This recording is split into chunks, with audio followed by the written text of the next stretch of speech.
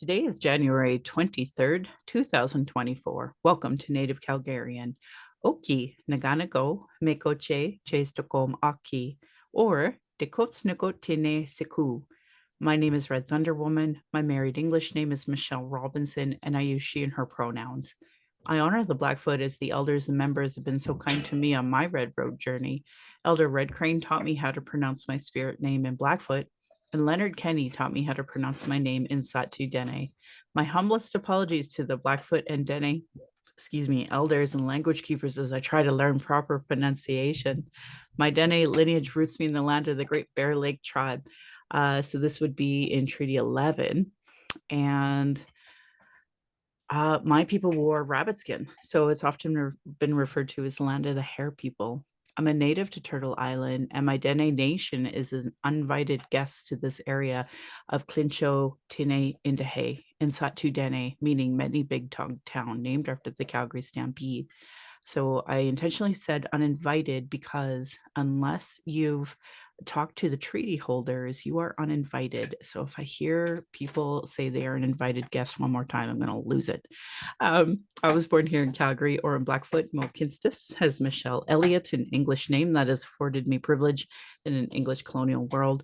My mother is Northern Slavey Dene or Satu Dene, but my Indian Act imposed status card by the Canadian government says Yellowknives Dene. Through my father, I am a daughter of the Mayflower and a daughter of the American Revolution, while having a Canadian Indian Act imposed status card, which is a colonial construct by Canadian policies meant to divide Indigenous peoples' inherent rights. Indigenous Two-Spirit, or the Indigenous 2S LGBTQ community, and Indigenous women are at the bottom of the Canadian socioeconomic ladder because of colonial trauma, imposed poverty, racism, gendered violence, and land theft. According to the 2023 Quality of Life report from the Calgary Foundation, 21% of racialized Calgarians cannot find suitable employment. I do not speak on behalf of all Indigenous. I just share my journey as I walk. As a Dene woman who has attempted to run, join harmful colonial parties, spent money to be at expensive conventions, left my home to travel to those conventions just to vote on incomplete policies that still allows for incarceration, a denial of justice, a denial of health services, racism, colonial trauma, the genocide of Indigenous and Black peoples. I have worked to continue, reports to advocate for, an attempt to work. Well, I don't know. I think I might take out that attempt to work within these systems meant to harm me and my community because I've tried. Don't. I think of all of Maybe this you've today. been too accommodating. It often seems that way. Yeah, no, you try. And I think for me too, it's part of that bigger picture of, at least I tried. I can sleep at night knowing I tried. Did they try? No, but at least I did. I think of all of this today, and I hope we honor the many Indigenous lives lost for this so-called country named Canada. I hope you all see your role in the importance of stopping harm as a citizen and as a role in reconciliation and as a treaty partner. Today, I'm just going to mention that Cindy, I don't know where that came from. My mom's Lily, name. there you go. Well, she must be with us. Lily Gladstone was nominated for an Oscar. And I think that, we talk about treaty partnership, and this is a member of the Blackfeet Nation.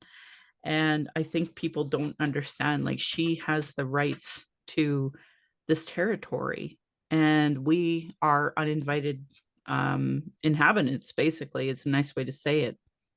And I think it's really important because it is today, in 1870, we acknowledge that the United States cavalry attacked the peaceful Bagani in Montana, and it's been called the Baker Massacre, where approximately 217 Blackfeet died, were murdered by the US cavalry, and most of the survivors were children. So it was minus 30-degree weather, and they were in the middle of smallpox when the US cavalry decided this was a great day for all of this.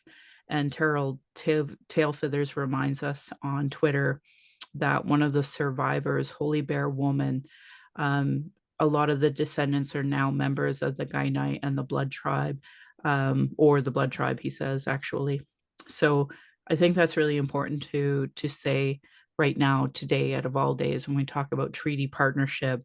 And I just don't feel like people really understand the gravity of that. That's the legal document that allows you to live here.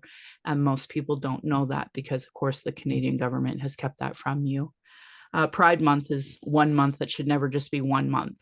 It's important to understand that the straight agenda and that gendered violence was and is forced on this lands by Christian outsiders. Land acknowledgements are critical for creating a safer space for Indigenous, honoring the host as an uninvited guest, acknowledging your role as a treaty partner in a so-called time of reconciliation. Can they be performative? Of course. It's important land acknowledgements have that meaning. We know when you're full of crap. So I understand, I encourage everyone to introduce themselves, acknowledging their ancestors, stories of displacement, and how you perceive your role as a treaty partner, a citizen of Canada, a refugee, or other land displacement. So we as Indigenous people know how safe you are to be around.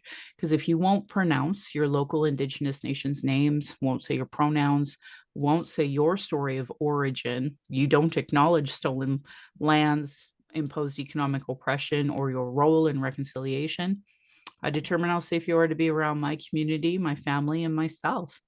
Understanding land acknowledgements and their importance is Indigenous 101 because it immediately addresses colonialism, oppression dynamics, broken treaties, and lies taught today in Canadian schools nationally. That's why settlers and those who call themselves, well, I'm a native Calgarian, or whatever town you're from, you show me you have no Indigenous 101 understanding. Jesse Winte's book, Unreconciled, explains this perfectly, as do many Indigenous authored books. Land Back is a movement that we could save the planet from climate change created by capitalist colonialism, but it would be a part of a treaty partnership, meaningful reconciliation, honoring global initiatives like the UN Declaration of Rights of Indigenous People, and of course, that treaty. So I'm speaking to you on the lands of the Niitsitapi, which is a Blackfoot Confederacy. The Blackfoot south of the imposed US-Canadian border are the Blackfeet, and north of the border are the Siksika, Kainai, and Piikani of the Confederacy. These lands are Treaty 7, signed September 22nd, 1877, with signatures that included the Blackfoot Confederacy, the Goodstoney, Chiniki, Bears Paw Nations of the Stoney, and the Dene from Tsuut'ina. I acknowledge all First Nation, Métis, Inuit status and non-status across Turtle Island as the keepers of these lands. All non-Indigenous are treaty partners with the government signing on your behalf.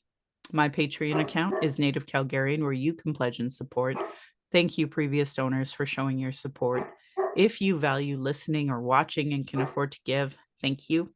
For those who cannot afford to give, I'd love to hear from you at nativeyyc@gmail.com, where you can send in your comments or questions.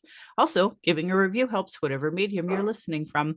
I have a YouTube channel that you can go and subscribe, or you can go to nativecalgarian.com for the latest podcasts and pin posts on social media.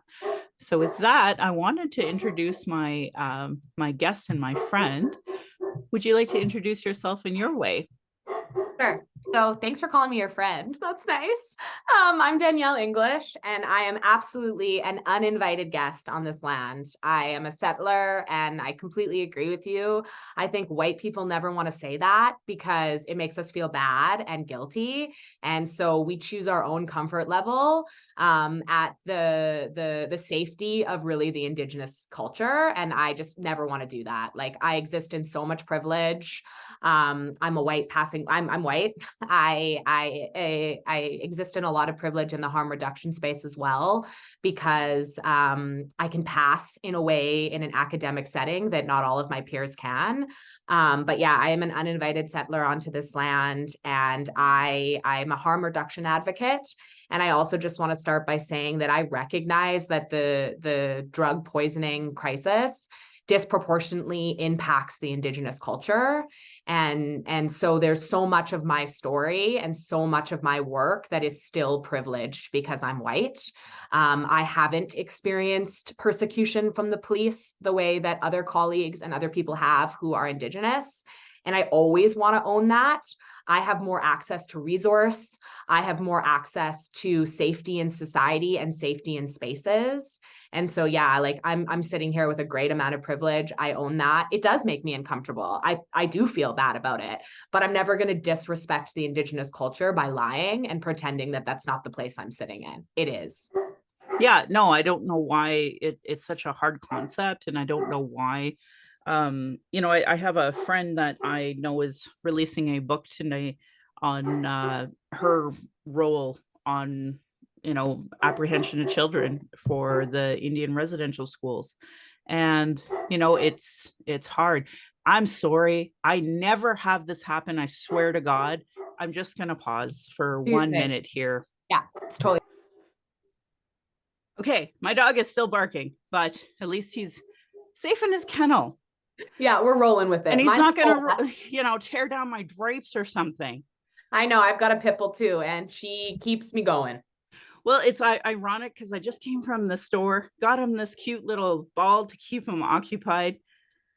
Nope, no, we're barking.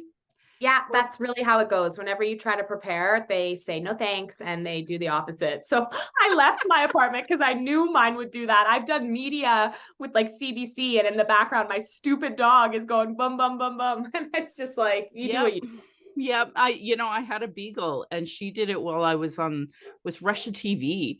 I'm like, awesome. Thanks. Right? Yeah, Thanks I for feel that. ruining this. That's great. That's great. Well, But we're rolling with it. yeah, exactly. But at least I know he's safe. He has a bone if he ever chose to bite it. He just wants to bark. Mhm. So No, mine has everything she could ever need. I yeah. might not. So yeah, I was talking about my friend who she's authoring a book actually, and tonight's the book launch, and she's talking about her role in all of this. And our book club, we've had settlers talk about their role in all of this as well. So I just wish that settlers would feel empowered enough to just acknowledge the past, you know. It's the only thing we can do. Like I No. I can't go back and make those changes. There's also very little I can do with actual policy now. Believe me, I try. But on a Right. bare minimal level, Yeah. I can always acknowledge and own my own Yeah. privilege and allow the truth about what is happening to the Indigenous culture happen. It is genocide. We need to say that out loud. We need to say that in academic spaces, and we need to say it with our full chest. And Yeah. if we're white, we really need to say it. I think it's deeply important. If I'm ever working in a harm reduction space and police are to come, it's my role to deal with those police officers. If a ticket is given, it is my role to take that ticket. That's the best that I can do right now, and I'm happy to do it. So I don't understand it either. I really think it's about our culture doesn't know how to deal with guilt or shame or anything, so they don't want to acknowledge it at all. But that is further harm. Now It you is. have become a harmful person Yeah. by denying the truth. Yeah. No, and that's where we're at, where we have so many folks committed to denialism Totally. and not listening. Like we were joking on the way here, like how many people will do these like mental gymnastics to deny the truth, and how I could start a rumor and it will like fly like wildfire as long as it's something like that might oppress a white man's privilege, right? That'll fly even if it's not true. And I'm just finding that so frustrating where We see that a lot in my space as well, where we have documented evidence and data. We put that evidence and data forth, and then the government, policymakers, whoever says, we don't believe these numbers. Where'd you get these numbers? This is actually what we've seen. And then they talk about their anecdotal experience. And I'm yeah, like, we're giving you factual information and you're discrediting it with your anecdotal biased opinion. And yes, that is really what is running our society right now. yeah, It's anecdotal, white, cis male, colonial, capitalist opinion. And we will do any sort of cognitive dissonance or mental gymnastics to make yeah. that work. I I see it a know. lot in harm reduction. It's really scary. It is really frustrating. I don't know how many folks that I've just quit working with in harm reduction in general because they just don't want to learn.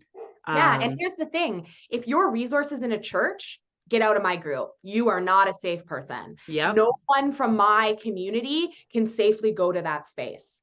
And we see this with treatment, and we see this with recovery-based ideology. That is so Christian and so whitewashed and so unsafe for so many people that are neurodivergent, people that are queer, people that are using substances, Indigenous people, people of color. Like, it's really a scary world, and that's what we are pushing as the solution.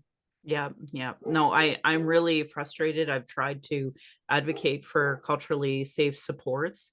And honestly, I just find that the governments give money to the very people who refuse to, acknowledge what treaty they're on, who the people they're serving are on. But that's on Um, purpose, right? yeah, I know Everyone says we it's have a broken system. We we don't. We have a don't. system that is working exactly as it's intended to. Yeah. It's intended to keep white men safe, and that is what it does. And so it's no surprise to me that that's who gets its funding, because in this world, if you're critical of police or government, you don't get any money. So that's also a problem. Yeah, no, I was just having a conversation last night with Taylor McNally. Um, she had just finished her third weekend of serving this like 30-day sentence that she was given that is so unjust. Like, if there was ever a moment in time, it is this moment. We have given them, anti-racism training resources. We have given them Indigenous education resources. We have given them harm reduction education resources to watch the Palestinians being mistreated by the police right now, while the trucker convoy literally had plots to murder RCMP. Like, it is so obvious what's happening here right now. And for Saw that even anyone, with COVID. We yeah, had all oh, those people who said, my body, my choice. Well, was yeah, it my body, my choice when I wanted to have an abortion? Because then it wasn't my body, my choice, right? So they pick and they choose, and yep, they co-opt parts of movements that they actively go against. yep, They talk about freedom of body. I've never had a free body as a woman who has a personality disorder. My body right. has always been something that people have pushed the boundary on, because my own idea of what's happened to me gets discredited because I'm delusional and hysterical and irrational. So you can do anything you want to me and no one will believe you. And I'm a Mm, privileged white woman. So, yeah, like, whoa, gaslighting is a real issue. medical I actually, gaslighting, all of it. yeah, actually, I'm going to be talking in my resources about gaslighting being a part of all of this, because that's how they get away with it. And it is shocking to me the amount of like non-indigenous people that claim to be my friend on Facebook but just don't seem to understand any of this. I've really, I've gone a lot on the, we were talking earlier about how I was like part of these political processes, etc. And I'll tell you, I've tried. Like, there's not a question. I have absolutely tried to work within these systems, and that they don't work for the people. They are literally only there to protect capitalism and settler colonialism. So the moment you try, and what's going to happen is just more indigenous people die. We're going to make, I don't know, 4 or 5 more reports, and oh my god, I have no idea how all these natives died. Yeah, we do. We have reports. We, you know, long standing. I feel with the same way with the toxic supply culture. Yep. We are doing the exact same thing to people who use substances, Yep. and it's heartbreaking, and I don't know what's going to change.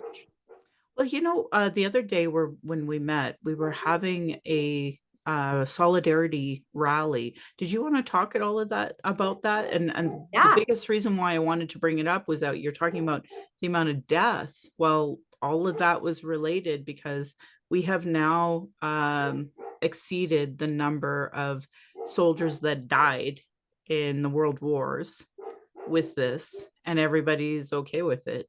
Hmm.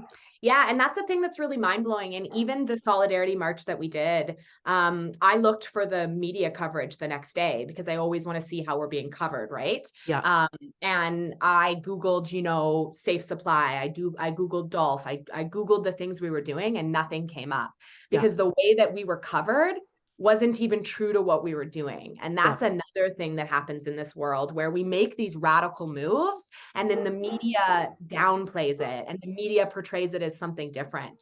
But yeah, we were doing a march for safe supply. So we were in solidarity with Dolph. Dolph runs a compassion club out in Vancouver. So compassion clubs are a beautiful place. They are a place where folks can come. It's non-medicalized. It's really like for the people, by the people. They can come, they can have a safe space to use. They get access to safe supply. And in the time that Dolph ran their compassion club, they saved so many lives. There was never a death at a compassion club. They did an amazing job. And they also bridge the gap between people who feel marginalized by the system and resources, right? Because they finally come somewhere where they're safe and they're heard. So maybe they'll start coming to other places and maybe they will start getting other resources. So they're just a really great resource, and they are under attack by the government right now. They are in a lot of trouble, and we want to come and support them and help them. And I want to take that even one step further. I want to say that I would run a compassion club if I could. I believe it's the ethical right thing to do if you are anybody in this organization, in this world. If you we need people like this, and I would be a person like this. I believe in overdose prevention sites. I don't care if they're sanctioned or not. I believe that they're a medical response that we have to do, because what you just said is true. The deaths are so high, and that's probably the tip of the iceberg, because so many drug deaths don't get reported as drug deaths. They get reported as unknown, unidentified. And so if people aren't looking into it, it's not being labeled correctly. So the numbers that we have are not an accurate representation of the situation. And I guess the thing that's so frustrating is it's all completely, like, we could completely save all of these folks. Oh, I If we couldn't agree give more. people access to safe supply, and if Yeah. we gave people access to safe spaces to use, we would completely mitigate all of this. Yeah.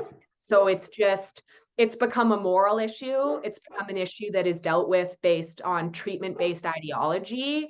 And I am fundamentally against treatment-based 12-step ideology. I have used substances for 15 years. I've been in treatment several times. I was in the rooms of AA and NA by the time I was 15. And the things that happened to me in those rooms, in those treatment center places, and in those 12-step based recovery places was actually a lot of abuse. Yeah.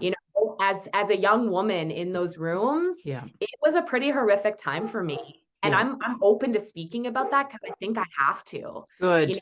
I experienced a lot of older men Yep. preying on me, at times when I didn't have money and didn't have a ride places. And I always paid in other ways, and I had a lot of sexual abuse that was done to me in the rooms for about 10 years. And I mean, I was talking the other day to someone, and I remember when I was 19, I was so desperate to get sober because my life felt so chaotic and I was hurting so much. And actually, I didn't need to get sober. I needed to get help for my mental health. But at the time, that's what I thought my option was. So I was so desperate. Yeah. And I had a sponsor, and me and my sponsor would go over to this man's house who was about 65, and he would make us pray on our hands and knees at his feet. So he had two women under the age of 20 kneeling like on their knees at his feet, praying to him.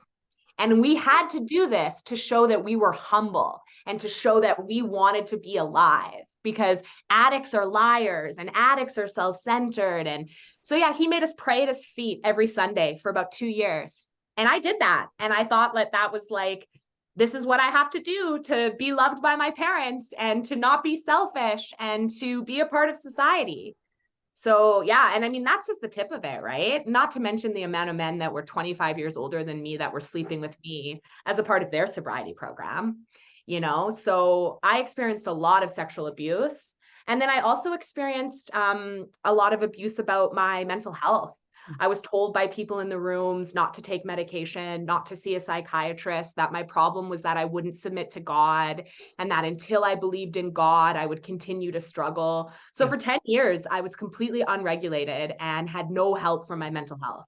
Oh my God. So yeah, like my story about treatment is really personal, and I think it's happening to a lot of people. Okay, I think we need to really just discuss that part there about religious and spiritual abuse and the intergenerational use of that and causing literally the trauma that's continuing addiction. So like And that is what the Alberta government is sanctioning. Yeah, That's it. that just gave me chills. Yeah. Like, as a 33-year-old woman, most of my work right now on being well and safe for myself is around extreme sexual trauma.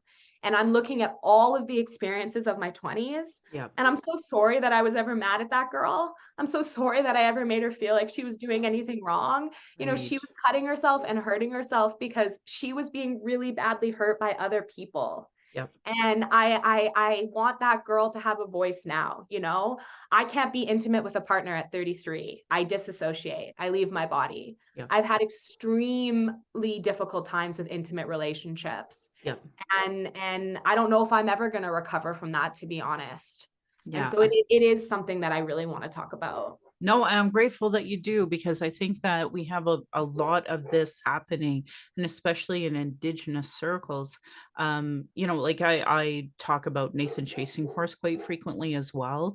That piece of crap is in a jail. I hope he fucking rots there, but he has to get convicted of what he's been doing to many under the guise of spiritual, help and healing. And like, we are all forced to undergo this. Like, I wish people seen what a disease that this can be, the spiritual abuse, because I've gone to a sanctioned Alberta healthcare sanctioned lodge and been told that they won't smudge with me because I'm too white. Even I know who I am, I know where I come from, I know I'm native, but I can't believe what is totally a-okay here.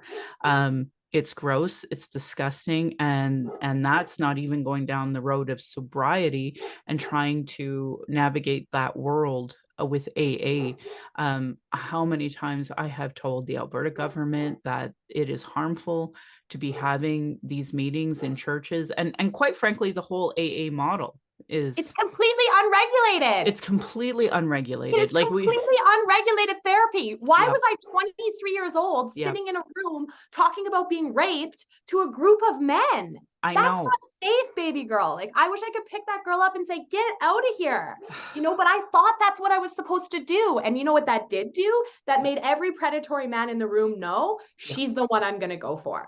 yeah. And you better believe they did go for me. And they Right? dressed it up as they loved me. They dressed it up as I was so smart and mature for my age. And they dressed it up as they wanted to show me sexual healing. And all they did was further rape me and further assault me. Yeah. And then I would go to people and say, this is happening. And they would say, well, were you manipulative? Well, why were you doing that, Danielle? I don't know. You dress up for these meetings. You're wearing makeup in these meetings. You sure you don't want the attention? We think you're someone who loves attention. So then I was blamed for it. Then it was Yeah. my fault. It was my Yeah. fault because I wore a tank top in a meeting. It was my fault because I'm a sexual person. It Yeah. was my fault because I'm a woman that's opinionated, so I must be a slut. Yeah. And God forbid you wear makeup and deodorant and take care of yourself, because well, the rest Asking of for us, it. right? Like, Why'd you take the ride home, Danielle? Why, right. what, you know, Yeah. like, and I went to those meetings every single day for years and years and years. Yeah. And then when I couldn't do it anymore, I was told that it was because I was sicker than most. And I was one of those people that couldn't be saved because I wouldn't be honest. So imagine the guilt and the shame on me now, right? Now I just feel like I'm an unsavable person. So what happened to me? My use went up Yeah. and I lost my community. I no longer spoke to my family because I was so ashamed that I couldn't get better for them. And so I sat in my apartment alone and almost died in my apartment alone a lot. That's a Yeah, lot. it's a That's heavy so one. shitty. It is really shitty. And I don't think we realize that that's what we're doing to Yeah. people. And we have to talk about, you know, forced treatment. Yeah. Forced treatment is a jail cell. Yep. And it's also going to be the most marginalized that are forced into that. And no one's going to be looking into what's happening to them there, because this is what I tell the general public all the time. Yep. What is the success rate of treatment centers? Right. Not good. You know, No. look into that data. If you're planning on sending Yeah. someone that you love somewhere, Yeah. ask a medical professional, what's the success of this program? It's so frustrating to me, because I remember when Ralph Klein shut down all the mental health facilities. At the end of the day, we need mental health facilities. Like There's that. addiction, it's just like, the problem is mental health. and we just are talking about addiction and making it this bigger thing. And it's like, no, addiction, Scapegoat. right? It's a Like, scapegoat. The right? substance use becomes a scapegoat. So I had a psychotic break in December. I had broken up with a partner. That's a big trigger for me. Mhm. I went in, I was going in and out of psychosis. And Yeah. so I tried to seek a bunch of resources. There were no resources. I called all the lines. Nobody was there. I left a message. Nobody called me back. So I tried to use public, didn't get help. Yeah. At the time, I was working for someone who was willing to give me some benefits. So I went and saw a private therapist. I paid $265 to see her, plus taking an Uber there and back because I don't drive. So I get there, I sit down, I tell her what's going on for me. I tell her that I'm having psychosis. I tell her that I'm having thoughts of self-harm. I tell her that I need some mental health support. So her only recommendation for me after hearing this whole story was to go to treatment, a substance abuse treatment. I said, I don't think you're hearing me. This has nothing to do with substance use. I am in psychosis right now and I am not using substances. I am experiencing sober psychosis. Yeah. Yes, I use substances. I'm not using them right now. Yeah. So I'm not here for any help on substances. I'm here for my help on my mental health. And she said, go to treatment. And I said, okay, I've been to treatment. It hasn't worked. Can you tell me the success of the program you're recommending? Yep. And then she gaslit me with my own mental health and said, wow, Danielle, this is your black and white thinking. This is your personality disorder. You're questioning me because you don't want help. And then she said she wouldn't see me because she didn't believe in harm reduction. And there's no place for harm reduction with personality disorders. So this is the Wow. only person that I had as hope. And I Wow. remember leaving her little like office that day and just thinking, there is nowhere for me to go. Yeah. Can't go to the hospital because they won't admit me unless I slit my wrists. And that's an unfortunate thing to say it like that, but we need to say it like that. Sure. The hospital won't admit you unless you come in bleeding and almost dying. So I can't go to the hospital. I've called all the resources. They're full. They won't call me back. I went to a therapist. She said she doesn't want to help me. So what do I do? Yeah. Yeah. And Yeah. nothing. I just managed the psychosis alone in my apartment with my friends in the harm reduction community. And even still, I'm coming out of that, and my apartment is a disaster and I'm having trouble feeding myself. And it's like, there are no resources. There's Yeah. none. I Yeah. tried. I really did. And I come from a community where I know the numbers. They don't work. Not just know the numbers, like, my God, we have laminated pieces of paper with all the websites, all the numbers, they're magnetic at the, like, we have all that info, you and I. But I, can I say something about that? yep, This is kind of a controversial point, and it's something I've been thinking about lately. sure. What I'm afraid that's happening right now in social work is Yeah. the same thing that I think you were talking about at the beginning with the denial of being a settler. So I think social workers are pretending that we have resources so that they can feel better about supporting their community. And what's really the case is that we don't. Yeah. So I would ask all those social workers who are handing those cards out, have you ever tried to access these services yourself? And that's why we need lived experience in the movement. I've spent 15 years trying to access the services. They're more than a laminated card to me. And Right. I know that they don't work. And Yeah. also the privilege around doing it. You have to have a cell phone. You have to be able to make multiple meetings. You have to be really good at self-advocacy. Like I'm pretty well spoken and pretty good at advocating for myself, Yeah. but not everybody is. If you had any sort of a learning disability, how would you be able to fill out that paperwork? And what I'm starting to realize lately, and I say this with love to the social work community, you guys are kind of just cops. Unfortunately, you're surveilling people and you're offering them resources that don't work and don't fit for their needs. And I Mhm. believe that you're all good people, but I think there's a little bit of that denial that's happening too, where we want to pretend that we are offering something that will help. And actually what it does for folks like us is it's really dehumanizing and really, really awful because we're shown this idea of like, here's hope. Try these things. If you're a good girl enough and you follow all the rules, we'll help you. And then Mhm. you do that and you don't get help.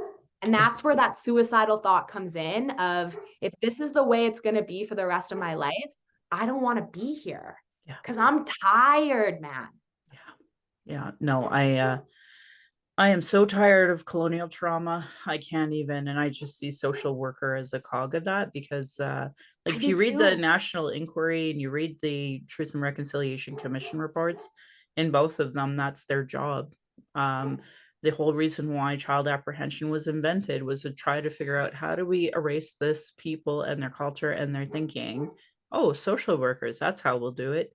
And they've never taken on the reality of that truth ever. And Mhm. then, with missing and murdered Indigenous women, it's the same issue is that they apprehend these children, and the mothers are obviously like they fall into addiction and end up dead, and it's awful. It's awful, and everyone's okay with it. Mhm. Most people don't read either report, so they're like, "Oh my god, social workers are the best thing on the planet," and I have yet to see a social worker be effective at anything they do. Mhm. Yet. And I also want to have love for the ones that are trying and who are incredibly burnt out and who are suicidal themselves because they know that it's not working. That's what's happening in my industry right now. Everybody who wants to do something good can't do it and get paid.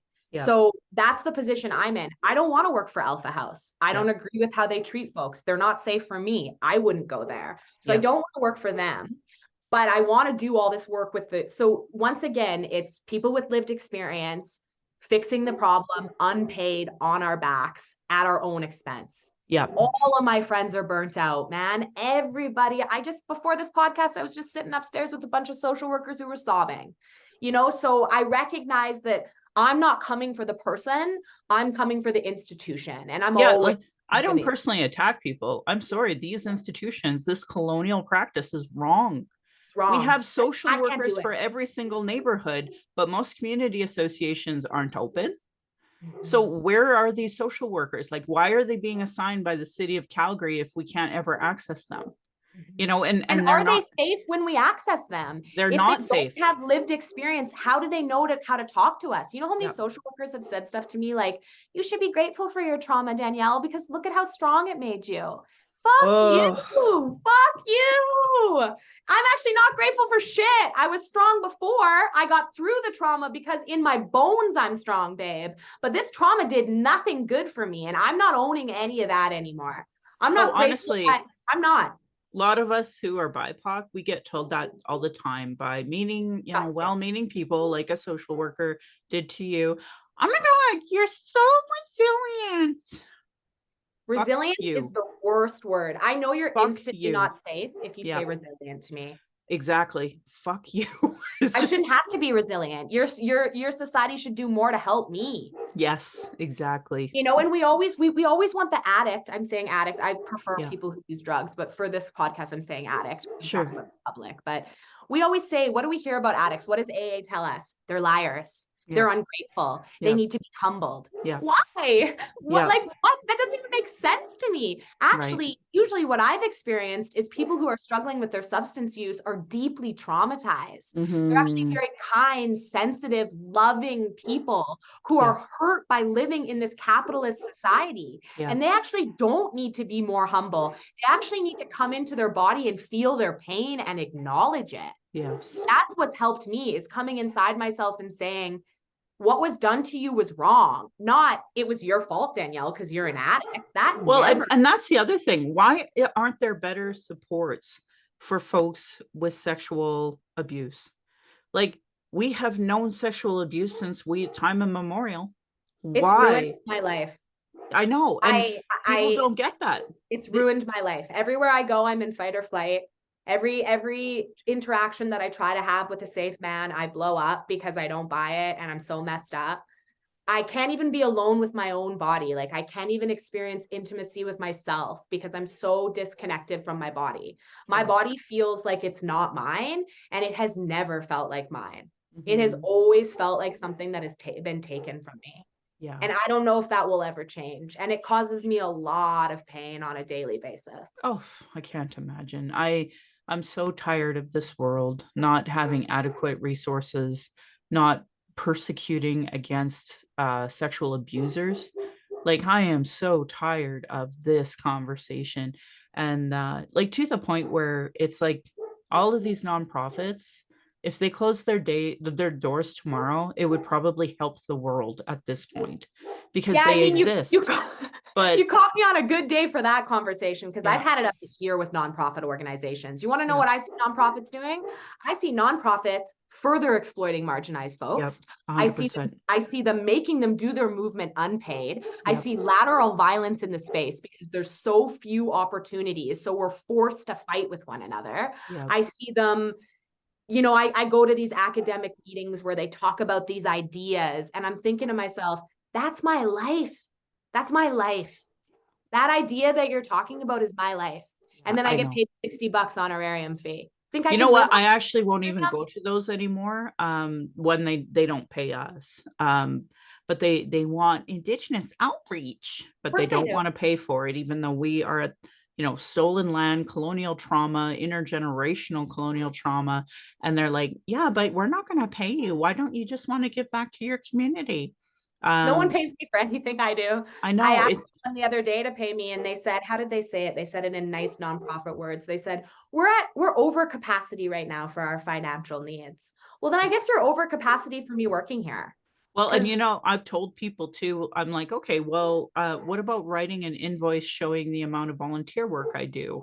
Doesn't that, because that's another new little thing they love doing in nonprofit was showing how many volunteer hours they were able to source from community in order to justify their bullshit. And yeah, they won't do that though, but they'll take those out. so exploitative. It's Oh, so they are exploitative. so exploitative. And then I actually had an elder, he has since passed away. He was a former executive director of the Aboriginal Friendship Center, and he used to say that the reason why nonprofits exist is that you have all these rich white men in these office towers making stupid amounts of money off of the backs of Indigenous people's stolen lands, and their rich little wives are sitting in their houses twiddling their thumbs wondering what they can do. So that's why nonprofit was invented, and I have yet to be able to discredit that. Yeah, I'm really struggling right now. I'm struggling in my space. I'm struggling with watching the harm that is being done. Yes. That's the other thing that I think is, it's like, it's sad because when I started doing this work, I was actually so happy because for such a long time I had wanted to have a voice. Yeah. So when these folks gave me a voice, I was like, wow, this is so amazing. And then 6 months goes by and I'm so burnt out. Yeah. I can't pay my bills. I can't get hired anywhere. I have no resume. I have all these tiny little payments coming from all these places. I'm stuck in a trauma cycle because I continue to go to these things where I have to bleed out my trauma and then leave with no follow-up. And Yeah. I realized, wow, I thought this was the dream and it's just more shit again. And that has been really hard recently because now Yes. I don't even feel like I'm safe as in advocacy No. because it's exactly like what you said. I was at some big like caucus thing where all these academics were talking about things, and I was sitting in the back with an elder, and we were talking about keeping people alive. So we were talking about safe supply in this big harm reduction conference, and the elder looked at me and he said, if we're going to force these people to stay alive, why don't we ever talk about making it better for them to be alive? And I was just like, whoa.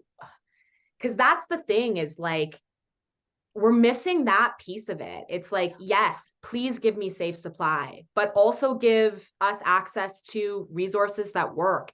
Give us jobs. It's like, with lived experience, you can get on the panel, but you're not going to be the ED babe. No. So you can have just enough to be above the poverty line, but you're never going to advance. So then all of us who are down here at the bottom just fight. And I'll own it. I've done it. We all talk about one another. We all fight with one another. We all say horrible things. And it's not our fault.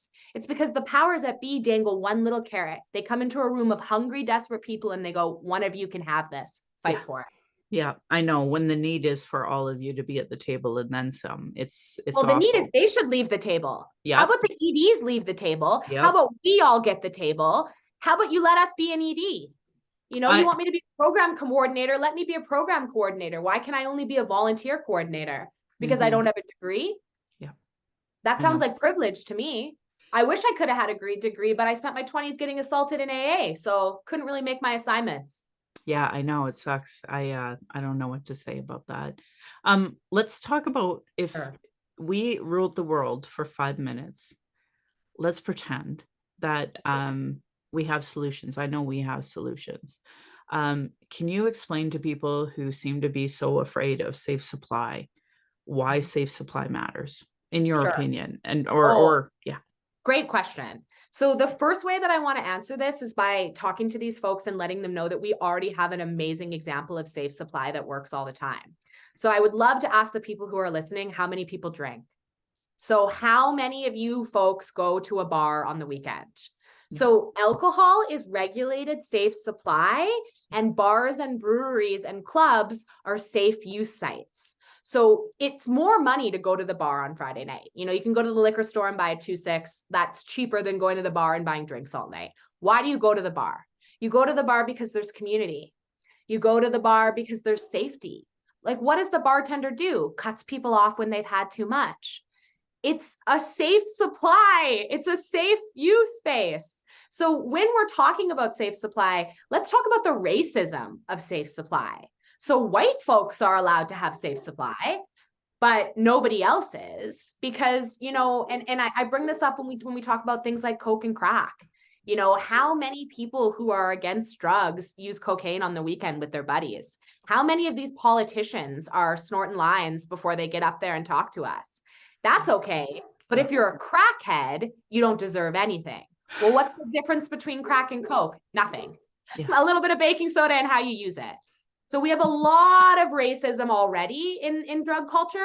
yeah, But I would say that, yeah, if you're wondering what safe supply and safe consumption looks like, think about bars, think about breweries, think about how happy you are that when your 18-year-old son goes out for the first time, someone will cut him off if he's had too much, yeah, or if he passes out at the bar, someone's going to phone 911 and make sure he gets safe. yeah, So that's what I would say to that. The second piece of that is safe supply is just a way for people to medically be supported. That's all it is. It's just medical support. It's so confusing to me. It's like no one's coming for insulin. No one's saying, damn, those diabetics, do they really need that insulin? Maybe we're giving them too much insulin, actually. We don't say that at all. This is just a medical response. We have such a toxic supply out there right now, which means people are buying one thing and they're actually getting a bunch of other things. So yes, that's why I use terms like poisoning instead of overdose, because yep, no one's intentionally doing this. They're buying something that they think is one thing. And because it's so toxic, it's something else. yeah, So what Safe Supply does is allow people to get the regulated medicine that they need and yeah, to use it and consume it safely. You know, fentanyl is not something that you can just come off of. That is so dangerous. We need to support people in other ways with opioid management while they're doing this. You know, even I talk about detox a lot because people are always like, oh, well, they can just go to detox and be supported. We have one medical detox in Calgary. It's Renfrew. It is the most horrific place in the world to get in.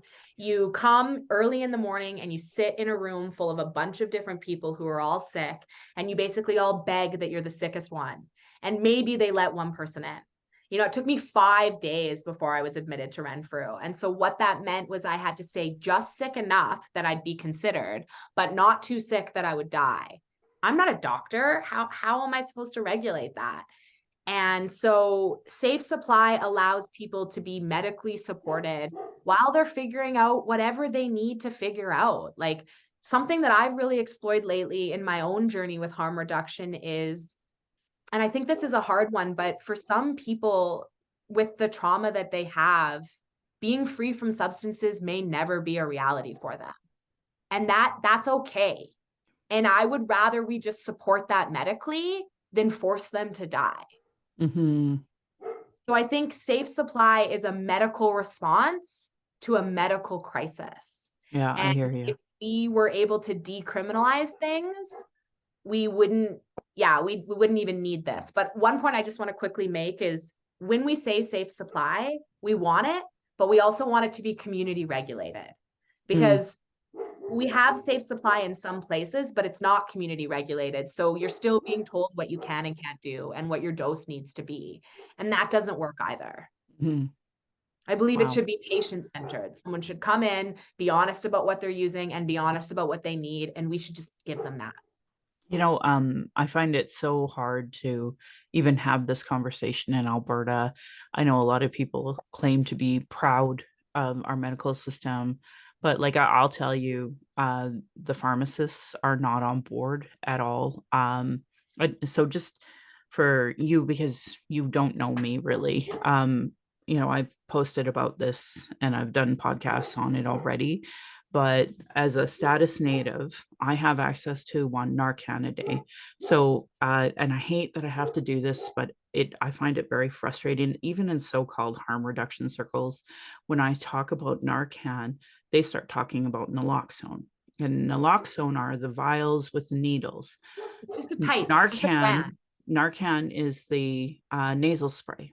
So I'm allowed to have a box of nasal spray Narcan, which has two pieces to it, one for each nostril. I'm allowed to have one of those a day. And so I have tried to work with different pharmacists to access my one Narcan box a day. And I have found so much stigma. And like, you want to talk about privilege. First of all, I am not in recovery. I don't have a sobriety journey. Um, I have watched enough friends of mine, family drinking and living, dying.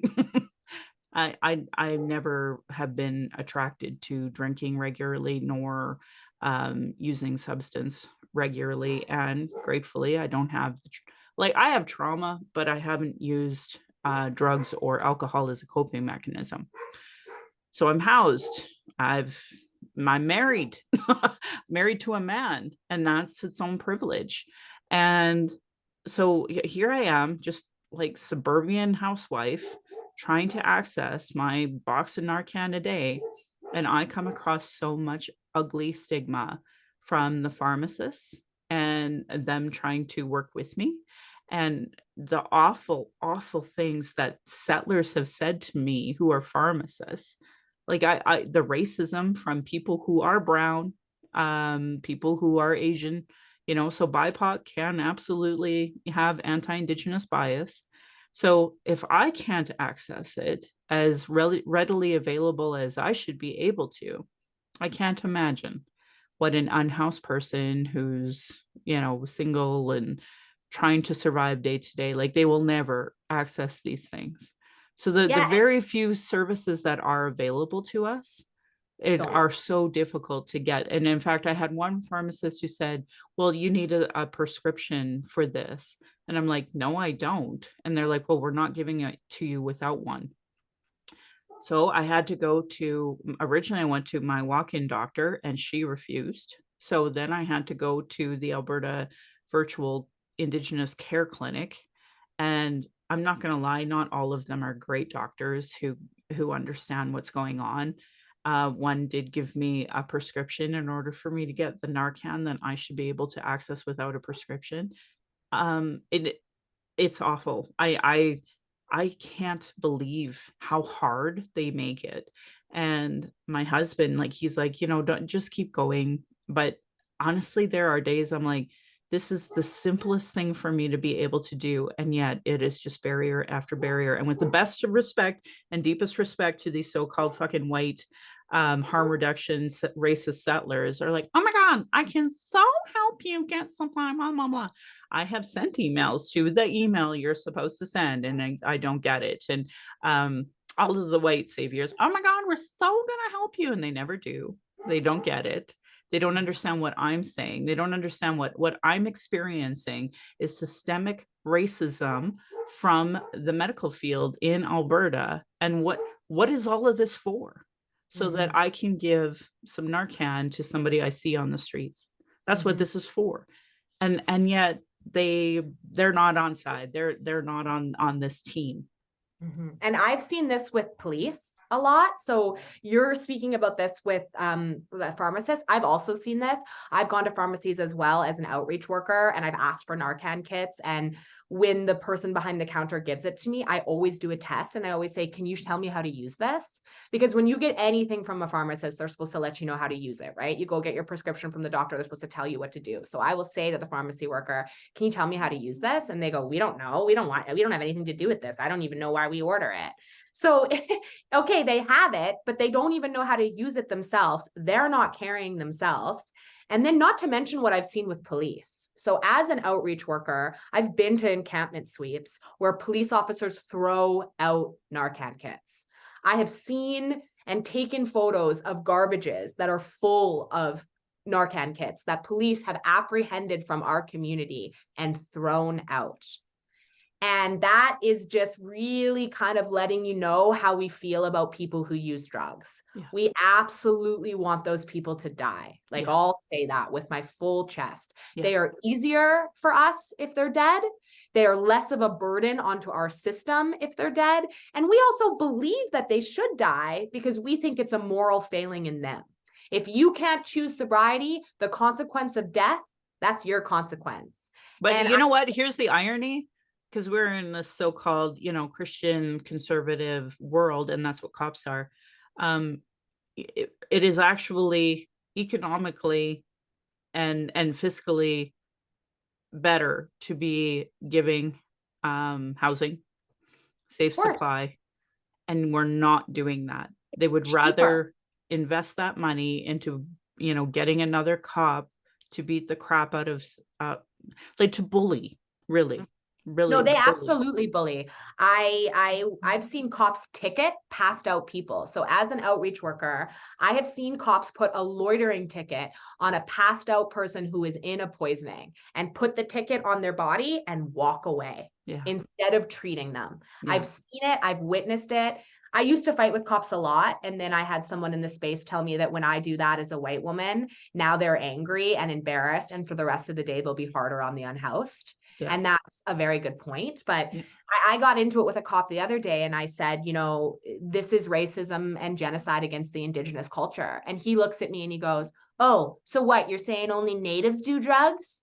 Like, that's how much he didn't understand what I was saying and how he wanted to flip it on me as me being the problem. And it's yeah. just like, you have to stop, like, what's the point in even continuing with someone like that?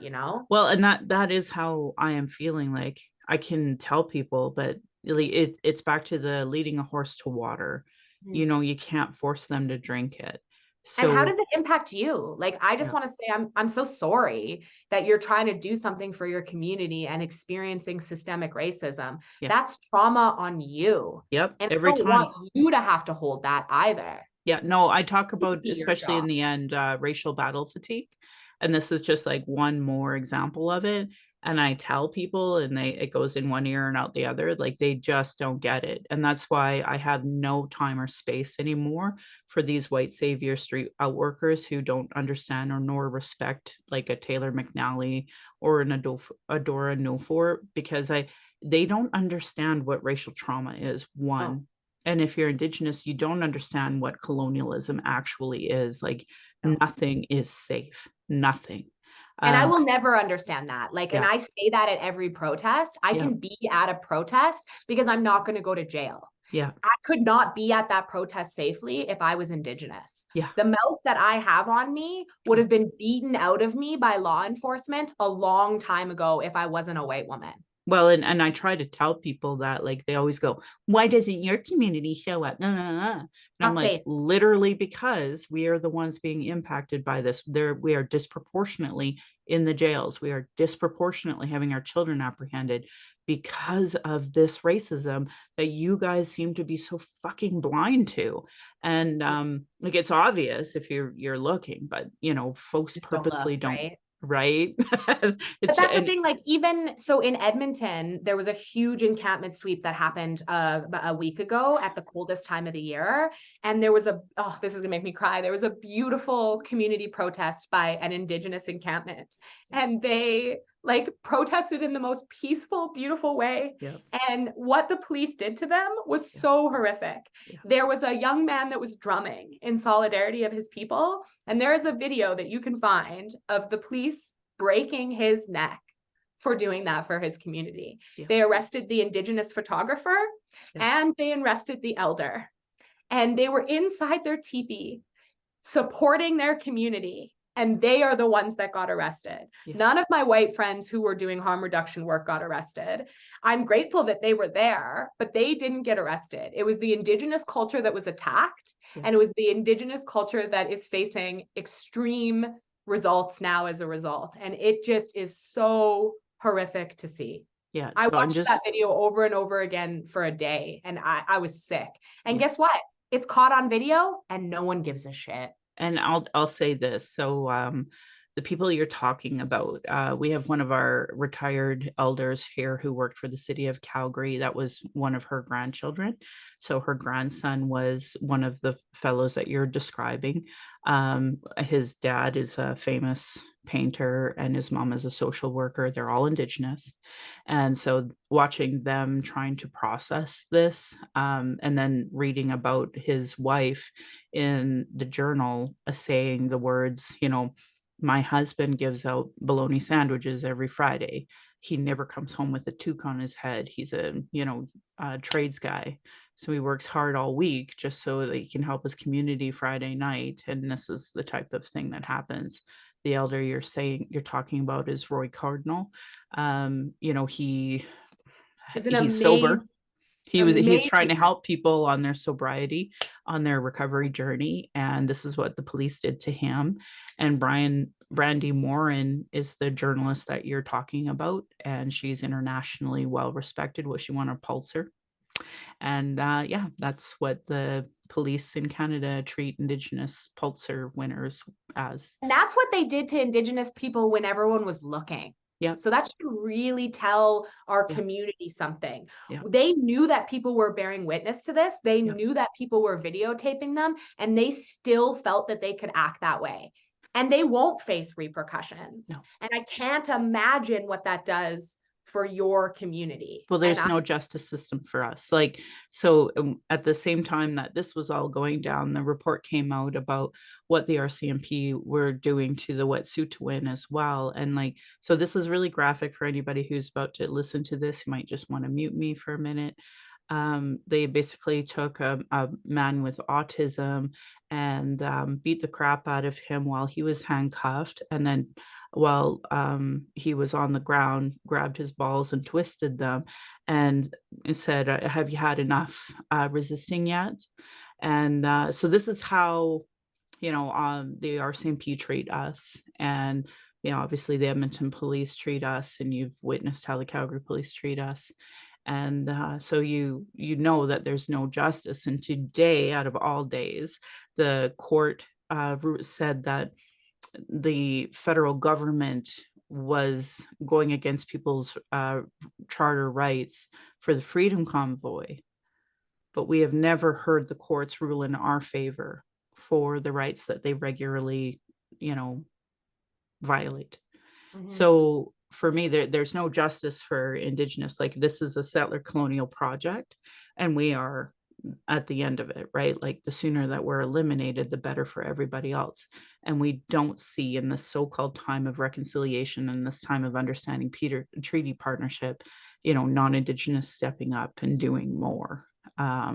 They'll write a book about how bad they feel about it, but they won't be in the front lines, right? Mhm. They'll let Taylor McNally go to jail and then talk about her negatively behind her back.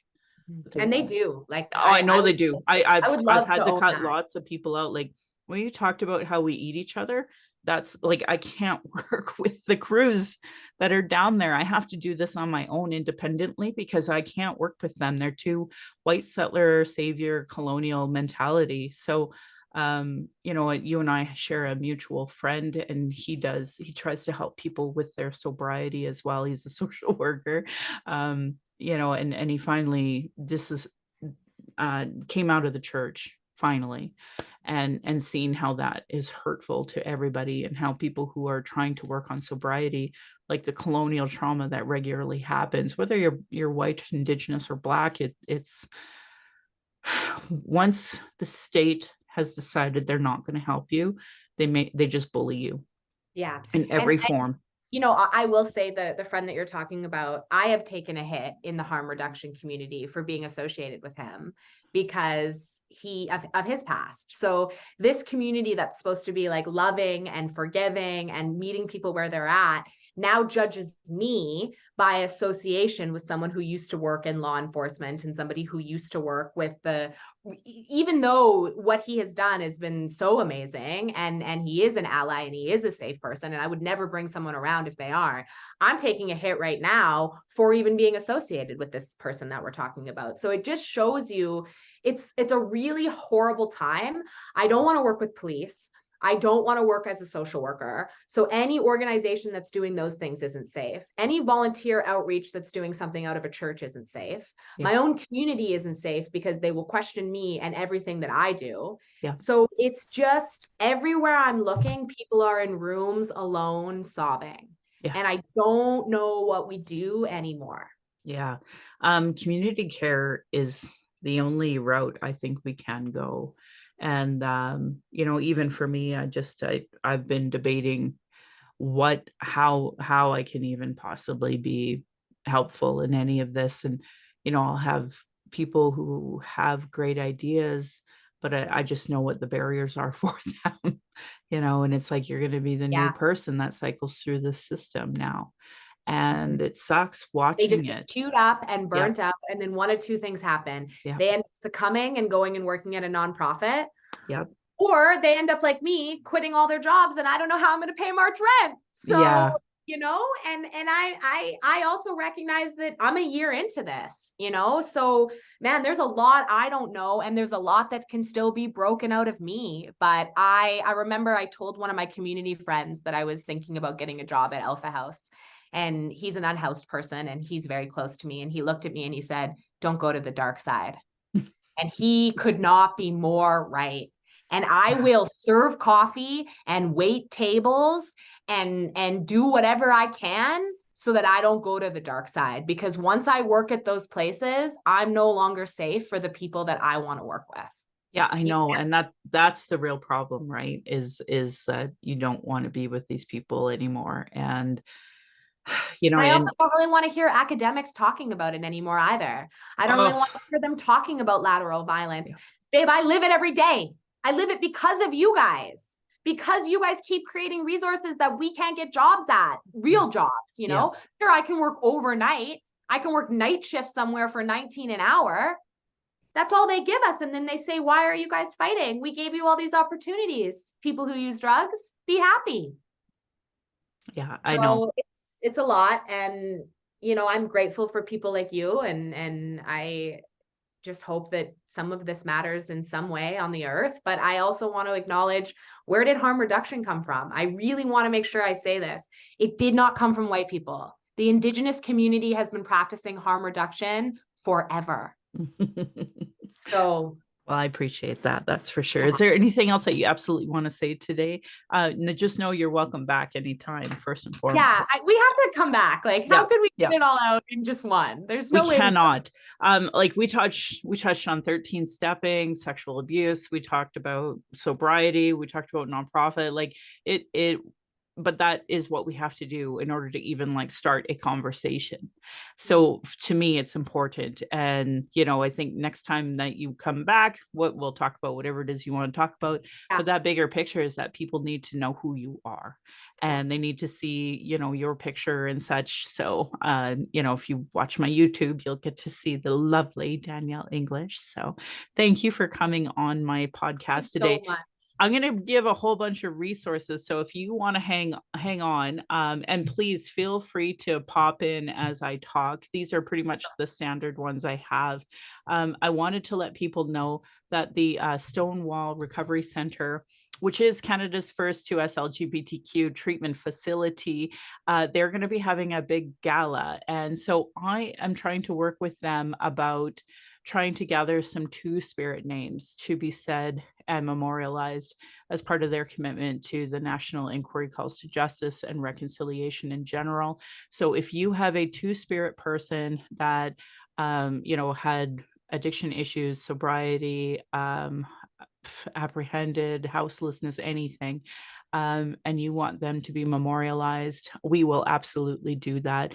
So far, I have 2 names. That's it. So I gotta go through my old list and just add the other. I think I only have 4 people on that list. So, and I know one of them is an overlap. I just got more of that one story. Anyway, so if you know 2 spirit people that you want their names said at the, Stonewall Recovery Gala, we would love to say them. Just send me your message. For folks who are unaware, I have an Indigenous book club. I've had it since 2016. You're more than welcome to join us at any point in time. Just message me and I will send you the link and the book list. If you are a person that knows more about Indigenous communities, that you're educated and you want to do actual action as opposed to the sitting around feeling poor for yourself, you can come join our Reconciliation Action Group. We are trying to do some movement, but at the same time, I think it's really important that settlers see the barriers that are up against Indigenous people for simple things, just asking Diefenbaker chiefs to not call themselves Diefenbaker chiefs. What they do, the boards of education, they cycle through students until they finally graduate, so they don't have to change the name. And we've seen that with Langevin.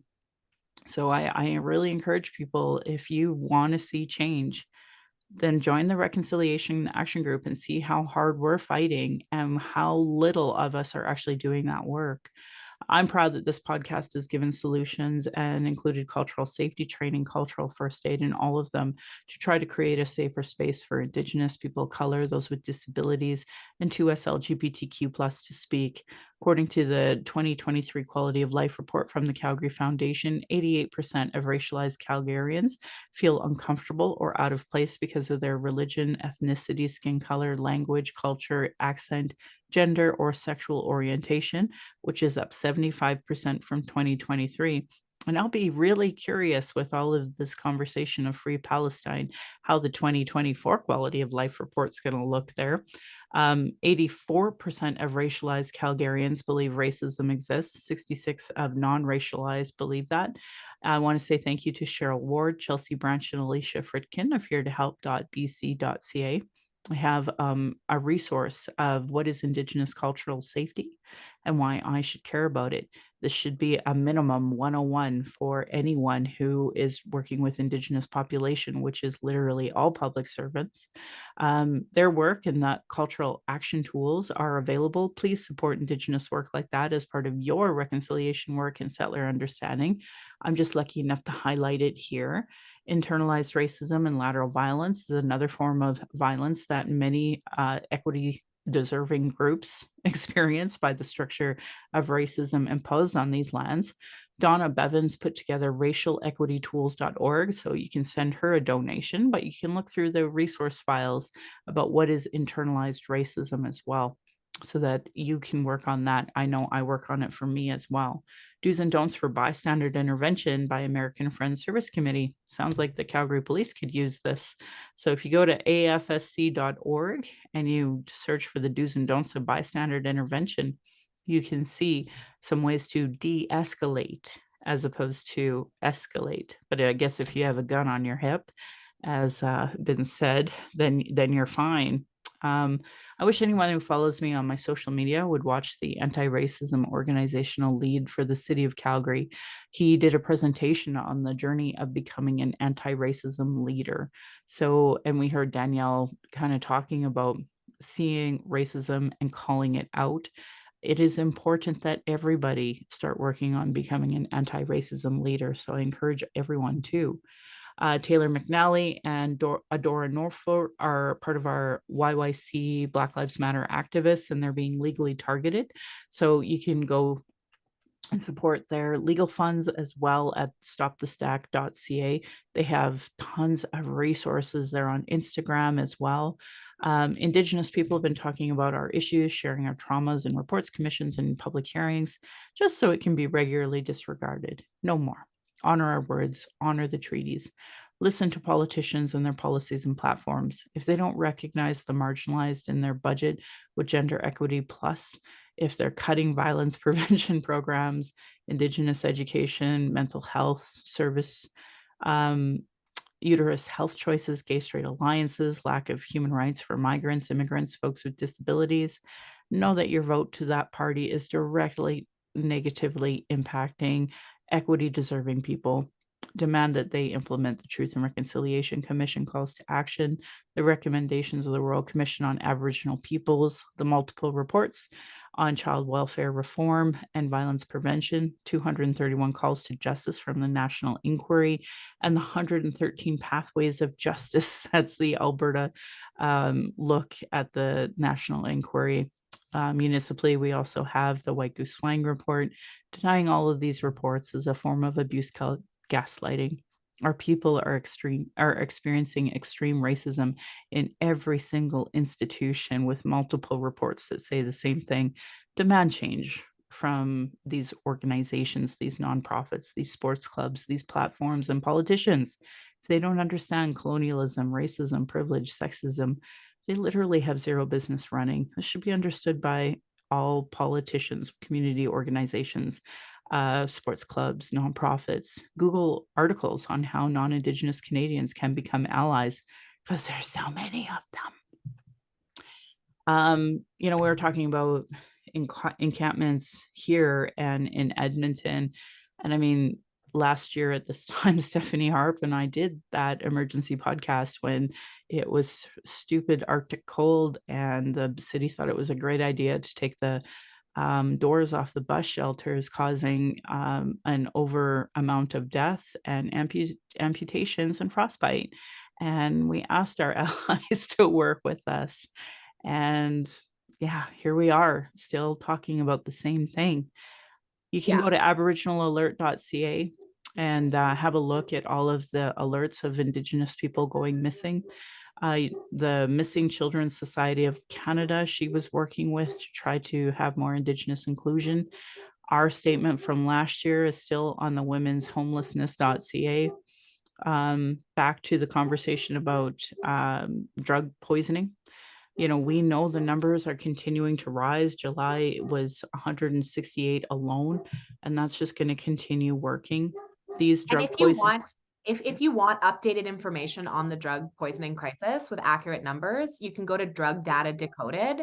There's a lot of information there about what's currently happening and especially how it's impacting Indigenous cultures.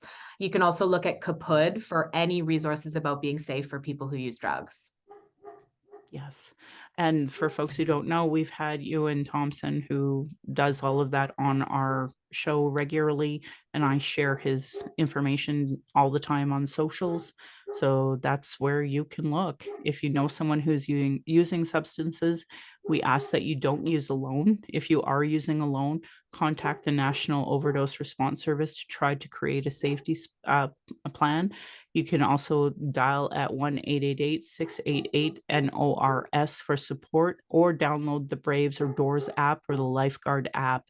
If you are experiencing emotional distress after hearing anything we talked about today and need to talk, you can call the First Nation and Inuit Hope for Wellness helpline at 855-242-3310. It is open 24 hours a day, 7 days a week.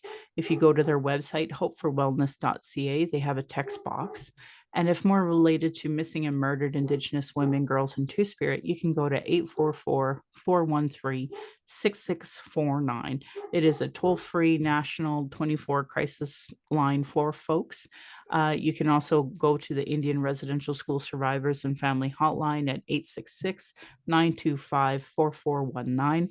The Native Youth Crisis Hotline is 877-209-1266. For non-Indigenous people, there is a functioning 211 in your area. You can also dial 988. You can also go to their website, crisisservicescanada.ca, and the Kids Help Phone, 1-800-668-6868. For 2S LGBTQ, you can go to lifevoice.ca for tons of resources. The Trans Lifeline is 877-330-6366. The Trevor Project is 866-844-7386. Violence is my everyday reality. Every Indigenous generation has faced it. This is self-care and how I take my power back. This is why I started the podcast, to speak freely without interruption. without tone police, leadership shaming, gaslighting questions, as many people don't want to hear Indigenous opinions, but sure want to tell us theirs, even if they know nothing about colonialism, constant surveillance of our people, protests, vigils, and our rights. I and many others share info on microaggressions daily, so it's just unacceptable to say it anymore. Learn about being trauma informed. Folks like me are dealing with internalized racism, gatekeeping, folks who survive off the status quo, folks who are so in the trauma that they stop people from being able to do the work and deplete personal resources. Internal and external racism is an everyday reality for me, Indigenous people, folks with disabilities, QT BIPOC, and more.